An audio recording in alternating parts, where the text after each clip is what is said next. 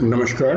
मैं professor doctor A K. Gupta, senior homeopathic consultant, founder director एक्सजीत ओवीएम्स मेडिकल सेंटर।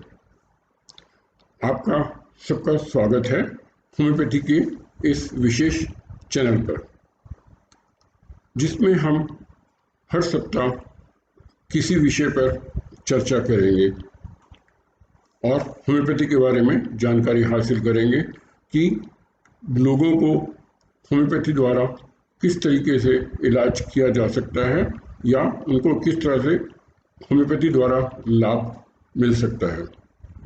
आइए आज शुरुआत करते हैं ये बरसात के सीज़न के मौसम में होने वाली कुछ प्रॉब्लम्स के बारे में, जो कि आम देखने में आती हैं। जैसे कि अक्सर देखा जाता है कि बरसात के समय में कुछ लोगों का पेट खराब हो जाता है या उनको जैसे डायरिया, दस्त, डायसेंट्री की प्रॉब्लम हो जाती है। उसका कारण आमतौर पे देखा जाता है कि जब कभी कभी पानी में प्रॉब्लम होती है, पानी में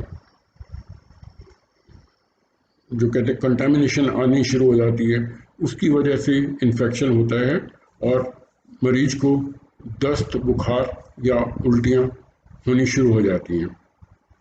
ऐसे समय में जब किसी व्यक्ति को या मरीज को ये देखा जाता है कि उनको कंटिन्यूसली पेट में दर्द हो रहा है, पेट में मरोड़ पड़ रहे हैं और लूज मोशंस आ रहे हैं, जिसमें कि बिल्कुल पानी की तरह, एकदम पिचकारी की तरह मोशन आते हैं, और साथ ही साथ कै यानी उल्टी भी होती है और तेज बुखार भी होता है। साथ में बदन में टूटन, जिसको कि हम बॉडी एक कहते हैं, और तेज बुखार के साथ घबराहट, बेचैनी, ये उसके आम लक्षण होते हैं।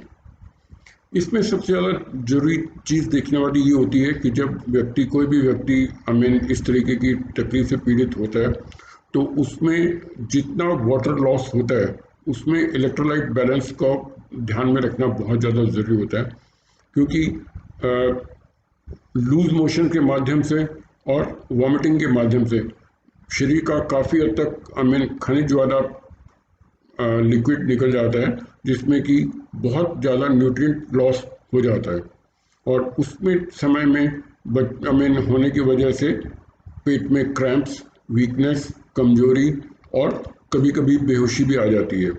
और जब तेज़ बुखार होता है तो उसके साथ आँखों में जलन, सिर का दर्द, ये सब आम लक्षण देखे जाते हैं। ध्यान में देने वाली बात ये होती है कि एक व्यक्ति नॉर्मली कितनी बारी दिन में शौचालय जाता है, कितनी उसकी मोशन कितने आते हैं। और अगर उसकी कई बारी देखने में आता है कि कुछ लोगों को तो हर 2 मिनट बाद, हर 5 मिनट बाद मोशन जाते हैं और एकदम पिचकारी की तरह आते हैं, और जब मोशन करके आते हैं तो बिल्कुल निढाल हो जाते हैं, क्योंकि उसमें वाटर लॉस और इलेक्ट्रोलाइट लॉस काफ़ी ज़्यादा होता है। तो ऐसे समय में सबसे पहले तो पेशेंट को ये देखना, अटेंडेंट को ये देखना चाहिए कि हम उसको इलेक्ट्रोलाइट बैलेंस को मेंटेन करने के लिए उसको नमक चीनी का पानी या नींबू का पानी मिला के उसको घोल पिलाना शुरू करें, ताकि जो उसके बॉडी से डिहाइड्रेशन हो रही है उसको जितनी जल्दी रोका जा सके उतना ज़्यादा अच्छा है। नहीं तो अगर डिहाइड्रेशन की प्रॉब्लम बहुत ज़्यादा हो जाती है तो कई बारी मरीज को अस्पताल भेजने की नौबत भी आ जाती है, जहाँ पे उसको ड्रिप दी जाती है या और ट्रीटमेंट दिया जाता है। सबसे पहले तो ये चीज़ ये कि लाइक हम उसको रोकें ताकि इलेक्ट्रोलाइट बैलेंस मेंटेन रहे। तो उसके लिए आप पेशेंट को ORS, जो कि बाज़ार में मिलता है, और उसके लिए, या घर का नमक चीनी और नींबू का घोल पिला के भी उसको ठीक किया जा सकता है। घरेलू तरीके से अगर देखें तो सबसे पहले कई बार क्या होता है कि जब पेट में मरोड़ पड़ रहे हैं और लूज मोशंस हो रहे हैं, तो आप एक घरेलू उपाय भी बताऊंगा, ताकि कुछ जब तक आपको मेडिकल हेल्प नहीं मिल जाती, चाहे वो होम्योपैथी की हो या आयुर्वेदिक की हो या एलोपैथी की हो, तब तक आप कुछ घरेलू उपचार भी कर सकते हैं। जैसे कि आमतौर पर देखा जाता है कि अगर इस टाइप की प्रॉब्लम है तो मरीज को बिना दूध की चाय, जिसे हम ब्लैक टी कहते हैं, उसमें नींबू निचोड़ के कुछ लेमन टी पिलाई जाए तो उससे जो पेट के मरोड़ हैं वो और पेट के दस्त काफ़ी हद तक रुक जाते हैं।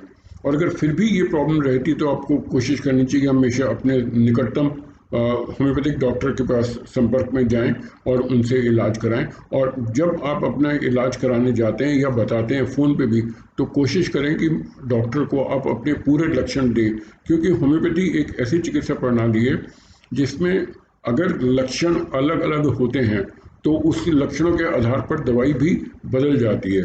जैसे कि आमतौर पर देखा जाता है कि जैसे पेट में मरोड़ हुआ और दस्त हुआ, मोशन करने के बाद पेट का दर्द ठीक हो गया, वीकनेस कम होगी या होगी, तो उसमें नक्स होमिका एक अच्छी दवाई है। और अगर बिल्कुल वाटरी आ रहे हैं, जैसे कि उसका चावलों के उस तरह की रस, तो वेरेट्रम एल्बम भी दवाई है, कैम्फर भी है, चाइना भी है, तो बहुत सारी दवाइयाँ हैं, एलोज है। ये कुछ आम दवाइयाँ हैं जो होम्योपैथी के अंदर उपचार में यूज़ की जाती हैं और हम बहुत अच्छी तरीके से इसका इलाज कर सकते हैं। और अगर फिर भी जब आपका स्टूल में ग्रीनिश स्टूल आना शुरू हो जाए या स्टूल में ब्लड आना शुरू हो जाए या म्यूकस आना शुरू हो जाए, तो इसका मतलब उसमें थोड़ा गंभीरता है। तो इस चीज़ को सहज नहीं लेना चाहिए और तुरंत चिकित्सक की राय लेनी चाहिए। ऐसे समय में भी जब हम जांच करते हैं तो एक जनरल उसके जांच करी जाती है, ब्लड के लिए देखा जाता है कि कोई इन्फेक्शन वगैरह है, तो स्टूल का टेस्ट किया जाता है। स्टूल में कल्चर भी किया जा सकता है कि अगर जैसे साल्मोनेला की जैसे कि आमतौर पे बरसात के सीज़न में साल्मोनेला इन्फेक्शन काफ़ी होता है टाइफाइड के साथ, तो ये उसमें साल्मोनेला की प्रॉब्लम आती है। तो वहाँ पे भी जैसे आर्निका है, सिंकोना बार्क है और दूसरी दवाइयाँ हैं, वो काफ़ी अच्छा उपयोगी साबित होती हैं होम्योपैथी में। और ऐसे टाइम पे मरीज को थोड़ा थोड़ा पानी ज़रूर देता रहना चाहिए ताकि उसकी पानी की कमी ना हो। और अगर आप उसके लक्षणों को देखना चाहें तो यहाँ पे जैसे आप यूँ उठा के देखते हैं तो स्किन में एकदम से वापस नहीं जाती, तो विच शोज द डिहाइड्रेशन। और उसका मरीज का मुंह में बहुत सूखापन महसूस होता है।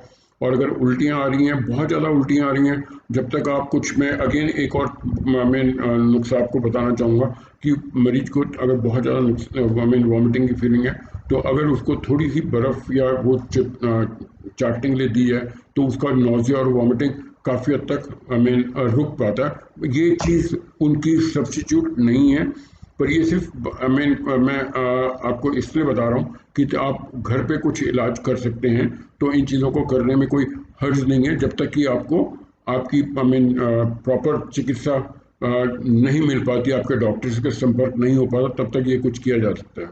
और अगर जैसे बहुत ज़्यादा उसमें गर्मी की वजह से वो ज़्यादा लग रही है, तब आप उनको वहाँ पे रखें कि हवा आने दें, इस टाइप की चीज़ों का ध्यान रखें। और अगर बुखार तेज़ हो रहा है तो सिर पे पट्टी वगैरह या बाकी जगह भी करी जा सकती है। तो आज हमने ये जाना कि इस चीज़ों में बेसिकली गैस्ट्रोएंटराइटिस या रेनी डायरिया, उसमें किस तरीके से उनको समझा जाए और ठीक करा जाए। अगर आपको हमारा वीडियो अच्छा लगा, उम्मीद है आपको अच्छा लगा होगा, तो आप हमारे चैनल को सब्सक्राइब करें, लाइक करें, और आगे के लिए किसी पर्टिकुलर चीज़ के लिए हो आप हमें अपना संदेश और मैसेज भी भेज सकते हैं। धन्यवाद। होम्योपैथी एक ऐसी चिकित्सा प्रणाली है जो कि इफेक्टिव भी है और सेफ भी है, तभी हम कहते हैं होम्योपैथी एंश्योर्स हेल्थ सेफली। धन्यवाद।